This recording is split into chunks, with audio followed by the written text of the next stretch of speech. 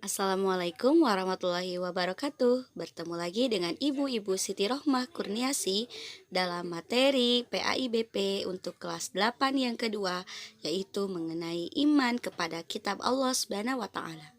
Anak-anak, bagaimana kabarnya pagi hari ini?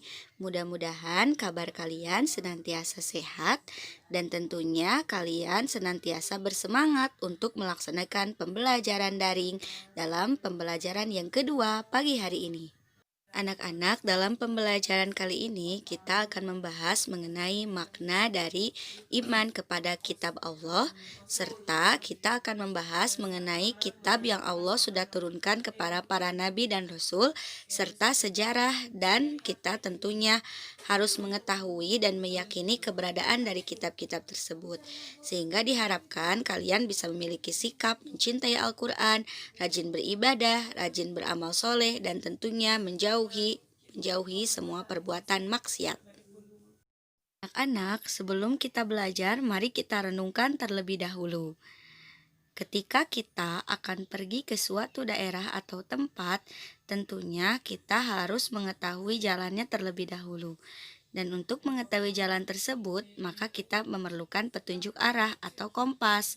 Karena kalau kita pergi tanpa melihat peta dan tidak tahu arah tujuan, yang ada kita hanya akan menghamburkan bahan bakar saja dan tentunya akan mengganggu pejalan lain atau mungkin akan membuat kita tersesat. Oleh karena itu, Allah Subhanahu wa taala tidak membiarkan kita sebagai umatnya hidup dalam kesesatan, sehingga Allah yang Maha Esa memberikan kepada kita pedoman kehidupan yang diturunkan dalam bentuk kitab-kitabnya kepada para rasul agar kita sebagai umat manusia senantiasa selamat baik untuk kehidupan dunia maupun juga di akhirat. Anak-anak, sekarang kita akan bahas pembahasan pertama mengenai pengertian iman kepada kitab-kitab Allah Subhanahu wa taala. Kita sudah ketahui bahwasanya iman kepada kitab Allah merupakan rukun iman yang ketiga. Iman kepada kitab Allah artinya mempercayai dan meyakini dengan sepenuh hati bahwa Allah telah menurunkan kitab-kitabnya kepada para rasul sebagai pedoman hidup bagi umat manusia. Seluruh kitab itu mengandung perintah, larangan, janji, dan ancaman Allah Subhanahu wa taala. Dan tujuan dari kitab tersebut diturunkan kepada para rasul agar kita sebagai umat Islam memiliki petunjuk dan terhindar dari kesesatan baik di dunia maupun di akhirat. Sehingga kita harus meyakini keberadaannya dan mengamalkan isi dari kitab-kitab yang sudah Allah turunkan, terutama kitab Al-Quran. Anak, perlu kita ketahui bahwa Allah Subhanahu wa taala telah menurunkan kitab-kitabnya kepada kita sebagai umat Islam untuk pedoman hidup kita di dunia maupun di akhirat. Kitab tersebut ada kitab Taurat, kitab Injil, kitab Jabur, dan terakhir kitab Al-Quran. Kitab yang diturunkan kepada Nabi kita, Nabi Muhammad SAW. Selanjutnya, mari kita sama-sama simak mengenai sejarah keempat kitab tersebut. Kita akan bahas sejarah mengenai kitab Taurat. Kitab Taurat diturunkan pada abad ke-12 sebelum Masehi. Nama Taurat berarti hukum atau syariat.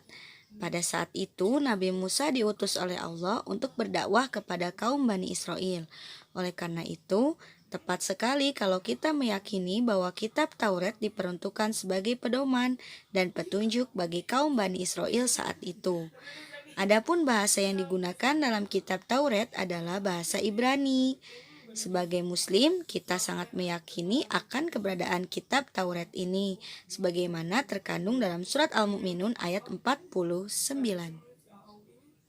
Anak-anak, adapun pokok ajaran yang ada dalam kitab Taurat yang diturunkan di Bukit Sinai tersebut adalah perintah untuk mengesahkan Allah, larangan menyembah patung berhala, larangan menyebut nama Allah dengan sia-sia, perintah menyucikan hari Sabtu, perintah menghormati kedua orang tua, larangan membunuh sama manusia, larangan berbuat zina, larangan mencuri, larangan menjadi saksi palsu, serta larangan untuk mengambil hak orang lain. Itulah diantaranya dari isi kitab Taurat yang harus kita imani yang telah Allah turunkan kepada Nabi Musa alaihi salam kepada kaum Bani Israel. anak-anak, sekarang kita lanjut ke pembahasan kedua, yaitu Kitab Jabur. Kitab Jabur diturunkan kepada Nabi Daud pada abad ke-10 sebelum Masehi untuk bangsa Bani Israel atau kaum Yahudi. Dan kitab ini diturunkan di daerah Yerusalem, ditulis dengan bahasa Kipti. Mengenai kitab Jabur ini, Allah Subhanahu wa taala sudah menerangkan dalam surat Al-Isra ayat 55 yang artinya, "Dan Tuhanmu lebih mengetahui siapa yang di langit dan di bumi, dan sungguh kami telah memberikan kelebihan kepada sebagian nabi-nabi atas sebagian yang lain, dan kami berikan Jabur kepada Nabi Daud." Itulah penjelasan mengenai kitab Jabur. Baiklah anak-anak, kita lanjut kepada kitab yang ketiga, yaitu kitab Injil yang diturunkan pada abad ke-1 Masehi kepada Nabi Isa di daerah Yerusalem. Kitab ini pada awalnya ditulis menggunakan bahasa Suryani. Kitab ini menjadi pedoman bagi kaum Nabi Isa alaihi wasallam, yakni kaum Nasrani. Mengenai kitab Injil bisa kalian lihat dalam Quran Surat Maryam ayat 30.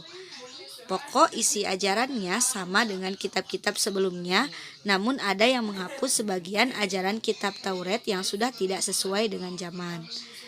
Adapun secara umum, kitab Injil itu berisi tentang perintah untuk kembali mengesahkan Allah, membenarkan keberadaan kitab Taurat, menghapus beberapa hukum dalam kitab Taurat yang tidak lagi sesuai perkembangan zaman, menjelaskan bahwa kelak datang kembali Rasul setelah Nabi Isa, yaitu Nabi Muhammad SAW, yang di sampingnya ada kitab Injil menjelaskan ini juga terdapat dalam kitab Taurat. Dan ini tentunya menjadi pedoman bagi kaum Nasrani saat itu. Baiklah, kita akan bahas kepada kitab yang terakhir, yaitu kitab Al-Quran yang diturunkan pada abad ke-7 Masehi dalam kurun waktu dalam tahun 611 sampai 632 Masehi, dan kitab ini diturunkan kepada Nabi dan Rasul terakhir, yaitu Nabi Muhammad SAW, dan kitab suci Al-Quran ini menjadi kitab penyempurna dan membenarkan kitab-kitab sebelumnya. Ini bisa dilihat dalam Quran Surat Ali Imran ayat 3. Yaitu A'udzubillahi minasyaitonirrajim, nazzala 'alaikal kitaba bil haqqi musaddiqan lima baina yadayhi wa anzalat taurata wal inzil, yang artinya dia menurunkan kitab Al-Quran kepadamu Muhammad yang mengandung kebenaran dan membenarkan kitab-kitab sebelumnya, dan menurunkan kitab Taurat dan kitab Injil. Itu adalah sekilas mengenai kitab Al-Quran. Adapun secara umum, pokok ajaran yang terkandung dalam Al-Quran mengandung 5 aspek, yaitu akidah, yaitu membahas mengenai hal yang berkaitan dengan keyakinan kepada Allah.